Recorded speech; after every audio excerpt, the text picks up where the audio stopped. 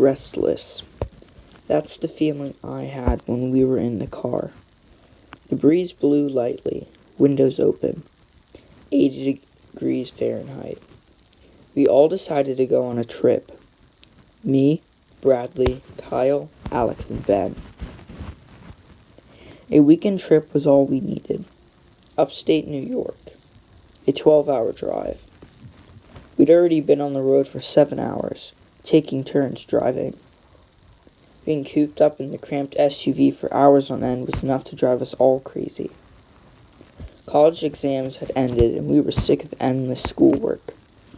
Spring break had dawned, so we decided, let's do it. The dark of night was approaching. The temperature dropped all the way to 50 degrees. Darkness fell upon us as we kept on the long highway. We decided to take a break, so we turned on the GPS and looked for inns in the area. There was one. Kyle turned off the GPS and drove into the lot. "Wait, we're gonna stay here tonight?" said Alex questioningly. "Here? What is this place?" asked Ben. The place had smelled like something rotten. It could just be the car. "Hey, it's the only place we can afford right now. You know how expensive college tuition is, right? It's not like we're gonna get paid for going to school," retorted Kyle. "It's for one night, guys. We'll be okay," I told the group. I could tell they still thought the place was sketchy, but in the end they all agreed. We grabbed our bags and left the car. A strong breeze had hit us hard at full blast for a split second. It wasn't even windy today, but for some reason, wind just slapped us. "What was that?" Kyle asked, alarmed by the anomaly. Nobody had any answer, so we just brushed it off and started to the inn's front stoop. "Good evening. How may I help you tonight?" asked the employee. He had a short gray beard and a baseball cap on his head. "We'd like 2 rooms for a night, please," answered Kyle. The man looked at nothing, zoned out, frozen for 10 seconds, before straightening and replying, "Okay, well, those 2 rooms should cost you $60. I reached for my debit card and said, "I'll cover this." Handing it to the man, he decided not to take it, and instead told me cash only. I was annoyed by this, because most places should have credit cards by now, but nevertheless I asked him where an ATM was. The man pointed to the door and I left. I looked around outside for a few minutes for an ATM. There was one across the street from an old telephone station attached to a street light. "There it is," I whispered. Approaching the street to cross, I noticed a tree. It definitely had looked off from all the other pines in the vicinity. Tall and slim. No leaves. I blinked a few times, and the tree was no longer there. Must have been from sitting in that car, I thought.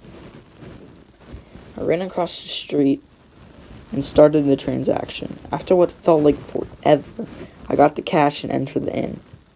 The others were already walking off to their rooms, and I handed the man the cash. He told me room 5 and 6, no parties, drugs, or being loud. I nodded and got to my room. Bradley and Kyle were already settled when I entered. "And where have you been, Logan?" asked Bradley. "Paying for those crappy rooms. That ATM took forever," I replied. I set my bags down on the chair. Kyle offered me the bed, but I said I was fine. I had already brushed my teeth and gotten ready. It was 10:45. We were all about to go to bed, and then I got a call from Noah. I decided to go outside and take the call. "Hello," I said to him. "So, how's your break been? Have you gone anywhere?" I replied by telling him that I went with my friends from school to upstate New York for a camping trip. Then he told me something strange. "Be careful in those woods. Those trees will become an unnavigable maze, and a sea of leaves if you're not careful. His tone sounded serious, like the atmosphere had changed. For a few seconds I was uneasy, not knowing what he meant by, "Those trees will become a maze." I told him I will be careful, and said I'm sorry we couldn't bring you with us. He wished me well, and he hung up. I thought about what he said for a little bit more. I decided to just take it out of my mind and go to bed. I had woke up the next morning to a conversation between Kyle and Alex. Turned out Alex had a nightmare about what seemed he was talking about a stalker. What alarmed me was when he said this: "Tall as a large pine, slim as a pole, dark as charred wood." This brought me back to what I thought I had saw yesterday by the ATM. A tall figure, very skinny, and dark as charred wood. It could have just been a messed up tree, but the more I thought about it, the more I felt not right. I decided to just pass it off and think of it as nothing. I should be relaxing anyways. "Try not to think about it," I told Alex. After I said that, I thought for a bit. This whole trip has been getting strange ever since we got to this inn. "Guys, let's hit the road again, shall we?" suggested Bradley. He was fully dressed and ready. We decided to pack our bags, jackets on, and headed for the car. There was a strange sight when we entered the main room by the front desk. The employee was gone. The door was open all the way. These doors had a mechanism on it where they were supposed to close automatically, but this door just stayed straight open. Cashier wasn't there, but I still just dropped off both the keys on the desk. We headed out, and Alex decided to stay behind and try and close the door. He pushed as hard as he could, but it didn't budge. Eventually he gave up, got in the car, and we drove back. I looked back as we passed that unsettling place and stared. In the middle of the road was the employee's hat. His blue baseball cap sat there in the middle of the street, flipped over. I thought to myself, if the hat is there, then where is the man? That never left my mind throughout the whole rest of the trip. For what felt like 20 minutes, the 4-hour remainder of the drive was over. The sign read, "Pine Ridge Campgrounds." We pulled into the serene forest area. My thoughts slowed, and I was able to calm down and forget the events that had happened earlier. We drove deeper into the forest, finally stopping at our site. Site 56. It was one of the farther sites, maybe even the farthest from the parking lot. We really wanted to be part of the forest and enjoy our time, so we picked the farthest one. "Yay, we're finally here!" "Took long enough," cheered Ben as he got out of the car. We dropped off our bags and set up tents. Ben and Kyle decided to park the car back at the parking lot, and then they would walk back up the hill towards our campsite. A cool breeze was in the air. It took us a while, but we finished camp at 4:30 p.m. Ben and Kyle returned, so we decided to prepare dinner. I opened the cooler, handed them the ingredients, and we started up the propane stove. We were making hobo meals. We wrapped some bread around some meat and vegetables, and then covered it in tin foil and cooked it. After dinner, we all sat by the fire, telling some stories and just relaxing. We lost track of time, and it ended up 12 o'clock p.m. when we all decided to go to bed. We were tired from the drive, especially Kyle, who was driving the most. So I slept that night, cold and laying on rocks. I didn't care. At least it didn't smell like the inn. The morning breeze swept into my open tent window. I climbed out of my sleeping bag, opened my tent, and checked my phone. It was 9:35. Everyone was still asleep, so I took on the liberty of cooking some eggs and making some pancakes. While the pancakes were cooking on the propane stove, I looked around at my surroundings. Our sight was far from the others.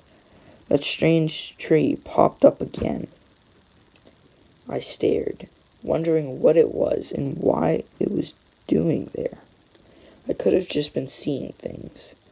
It could have just been a simple tree that grew strangely, but it didn't look like a tree. The trunk had split in the middle and gone out at the bottom. It looked like a pair of legs.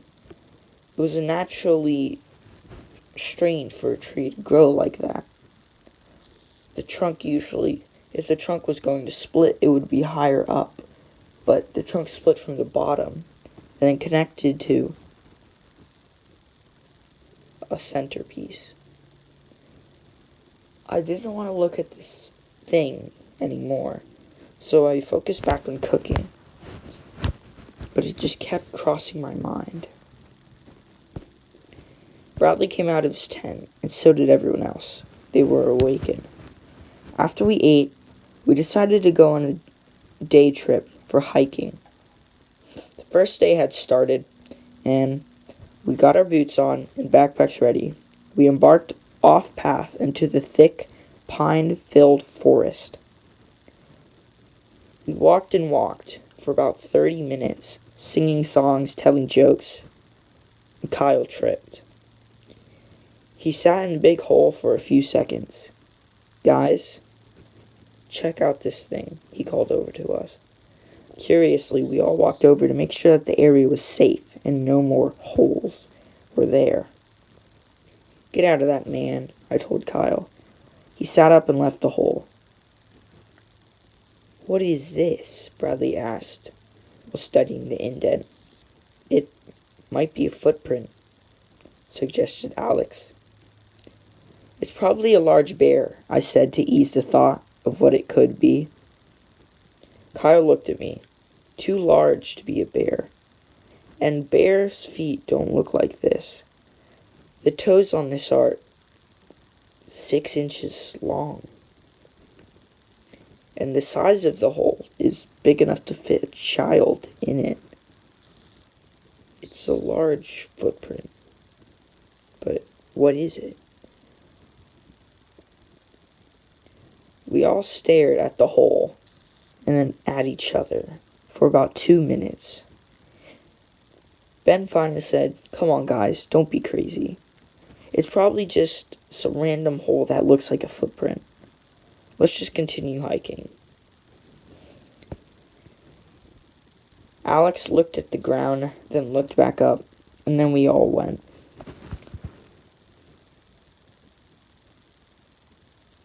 We continued hiking up towards the top of the hill. We got to the peak, or near the peak, we couldn't tell, and sat on the grass. Ben had packed some sandwiches for us on the hike. I took a drink out of my metal canteen and looked around to pass time. Another tree looked odd.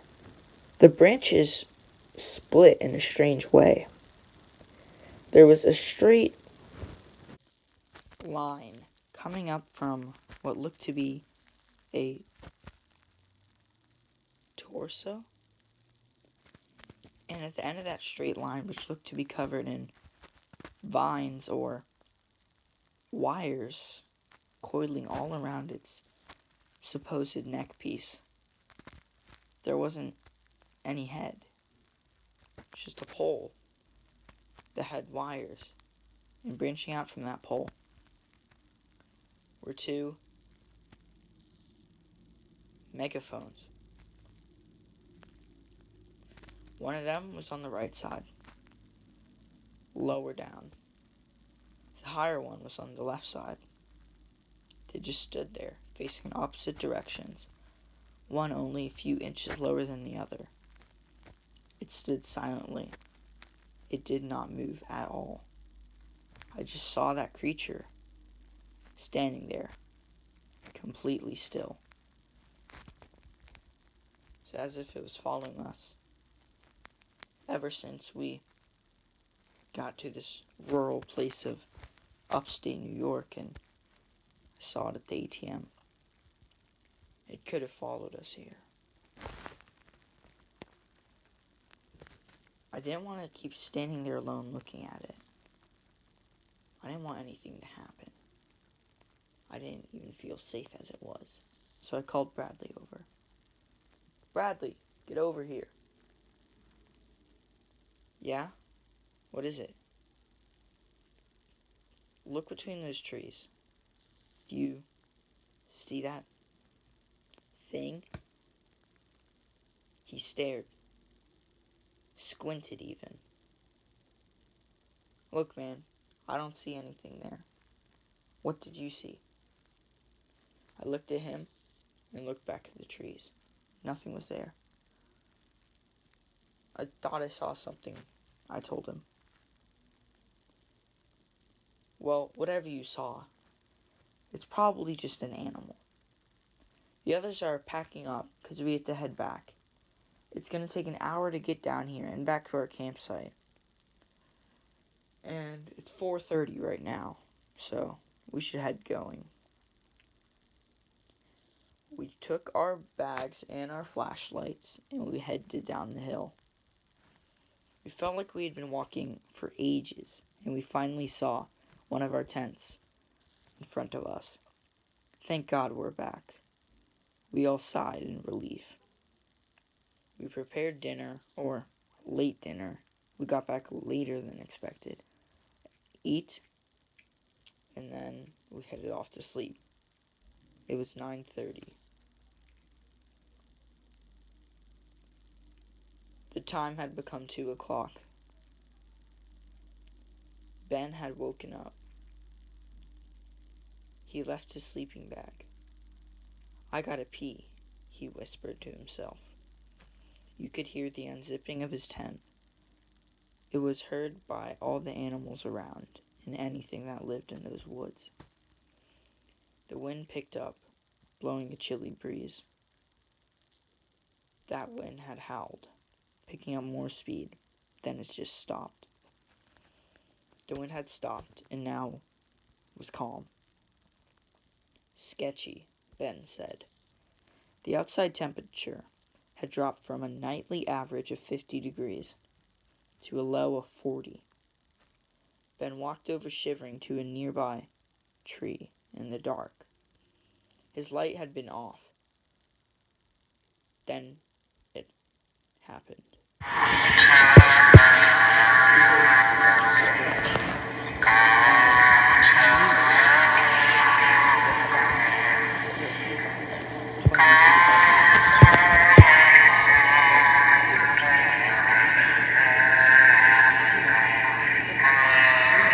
He asked, sounding very uneasy.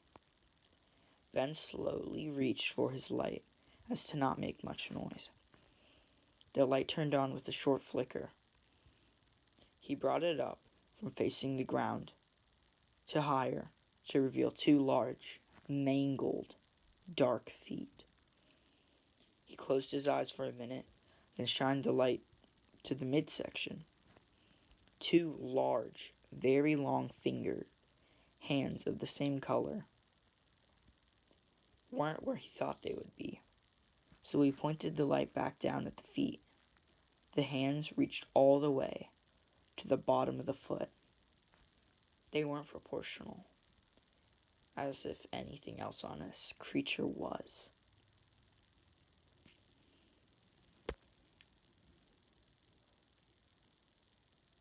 Ben was shaking, knowing about the inevitable danger he was in. He shined it all the way up, full blast in brightness. What he saw scared him. It stood, a tall, mangled, morbid, slim, dark, tree-looking creature. Its neck, wrapped in wires, covered, leading to unknown places, led to two cone-shaped megaphones branching out from its neck. The megaphones blared to life as if the still creature took a breath for once in a while. The limbs moved slightly to show that it was attentive, and it knew what Ben was doing, and it knew he was present. Music started playing. Music from an ice cream truck.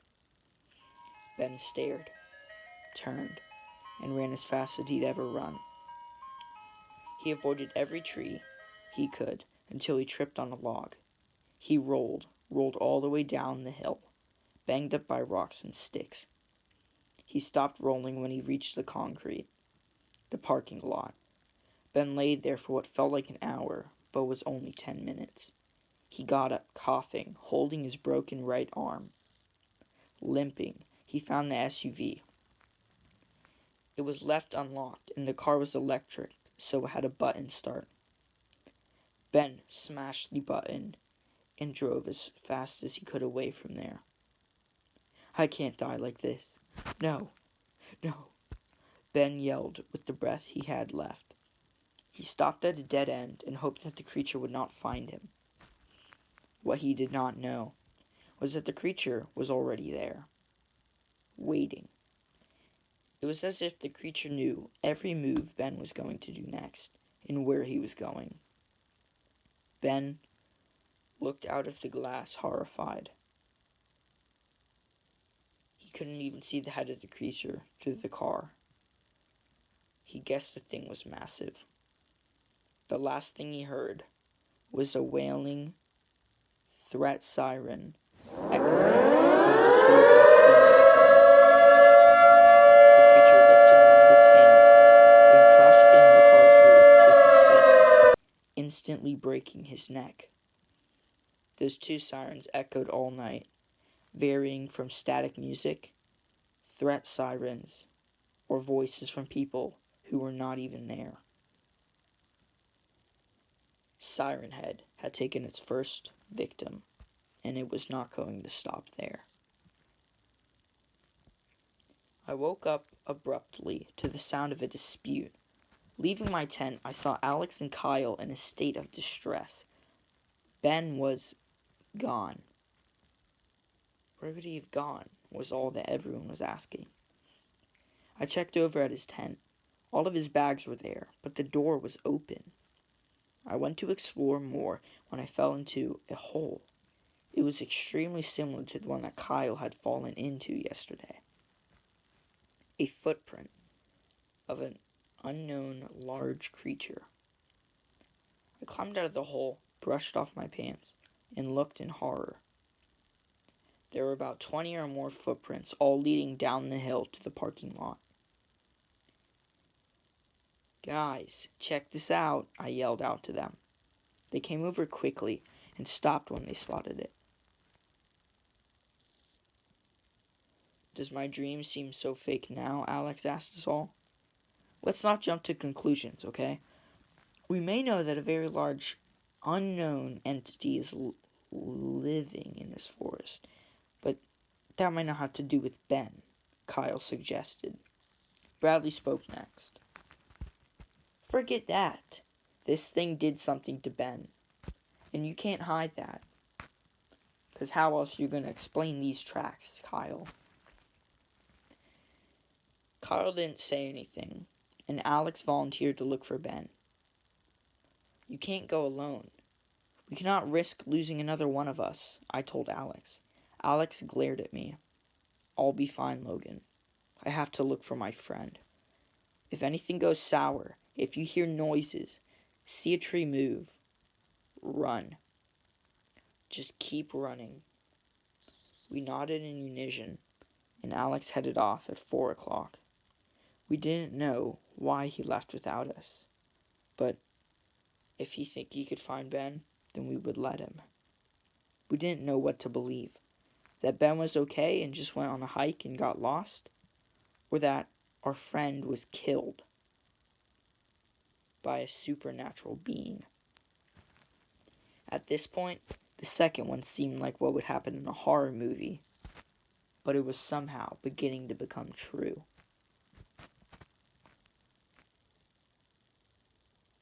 Alex had just left the campsite. He wanted his friend to be alright, but if the creature from his nightmare was real, he knew that would not be possible. He decided to go up the large hill to the top. This way he would be able to see things from high up. The journey took an hour, 5 p.m. Rain had started, making this even more terrifying. Alex was cold and wet when he reached the top of the hill. He started coughing and laid on the damp grass. Fog shrouded the area into clouds until Alex was truly alone. Just him and the being. The temperature had dropped dramatically to 35 degrees Fahrenheit. The rain had slowly turned to snow, but it wasn't enough to become white yet. The blood-curdling sirens wailed in the distance. It was as if a nuclear bomb was going to implode, except the bomb never dropped, and the sirens would not stop.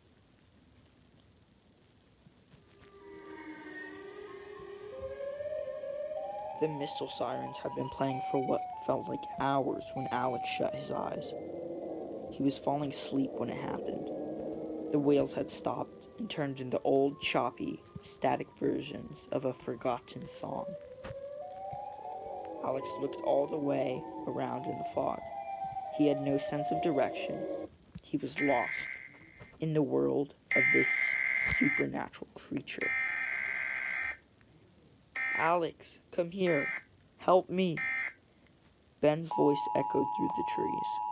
Alex got up and walked forward for half a mile. He was determined to find Ben. What he found was Ben, but mutilated. His torso was hanging from a tree branch, and his limbs were on the forest floor. Alex shouted. The creature, Siren Head, had lured him in, destroying his own sense of what was real and what wasn't. Alex was in the world of Siren Head. He was not in control. Siren Head was. All this did was allow the being to find its prey. Alex looked up through the fog, and the last sound his ears had ever registered was the static line of music and a wail of a nuclear siren.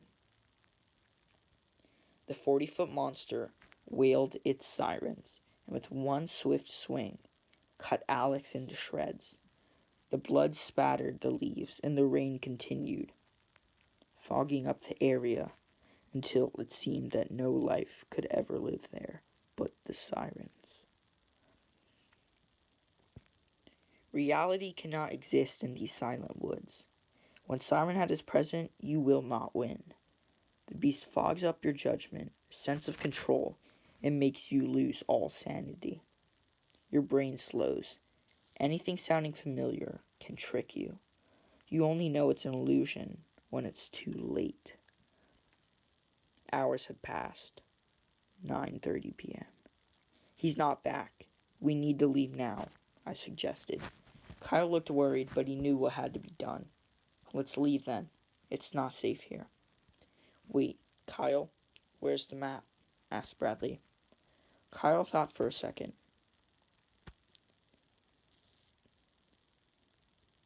"God dang." "Ben had the map with him," replied Kyle. We decided to just walk as far away as the camp from the camp as we could. We walked through the cold, fog, and the wet forest.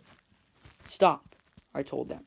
We all froze in place and fell to the floor to hide. We heard that the blood-curdling, echoing, nuclear emergency sirens wailed. The sirens wailed for minutes on end until it had switched over to random singing and scrambled numbers. For example, it would play parts of a song, statify, then push out random number sequences from its megaphones, then change back to sirens, or just go completely silent for 5-minute intervals. The sound cut out until we all heard the music of an ice cream truck playing. We sat still for an hour. Somebody has to distract this murderer, Kyle told the group, and I'm gonna do it. You can't. There's got to be a way we can all walk around him and escape, I told him. Kyle looked at me. This siren-headed demon will kill us all when he finds us. And if I can't do something now to help you, we're all gonna die. Go save your lives. Kyle shook our hands and ran towards the beast. Come and get it, stupid megaphone murderer. Kyle shouted at the creature. The creature stood there for 10 minutes. Kyle knew if he ran now, it wouldn't do anything. It would just find him again. The large creature slowly turned around and wailed louder than ever as static noise. The nuclear warhead sirens was through the air. That's all we heard. Alex asked the creature, "Why? Why did you follow us? Why did you have to kill my friend? What is your purpose, siren demon?" Siren had just stood there 10 minutes. And when it finally turned around, it rotated its sirens from side to side position to one facing forward and one in the back. The sirens choked to life, and the beast replied, "My reason is to kill all living life. My reason is not to live my own life, but to end other life." Kyle now knew what its purpose was. That entire being's purpose wasn't to survive, wasn't to reproduce, wasn't to just live a life. It was put on this planet to do one thing, and that was to kill all the other life. And that's what it was doing. Killing other life. You don't find Siren Head. Siren Head finds you. That last thought went through Kyle's mind. I turned around and saw the creature rip Kyle in half. I ran down the hill with Bradley, and there was a car there. I knocked on the window, banged on the door as fast as I could, and as hard as I could. The person inside unlocked the door. It was Noah. "How'd you get here?" I asked him. Noah looked at me and said, "I heard the sirens all the way from here." He showed me where he lived on the map. It was far away from where we were. Bradley was almost to the car, but he tripped on his shoe. Siren had picked him up and stabbed him through the arm. Bradley was bleeding. Siren had swung him hard, so that the thing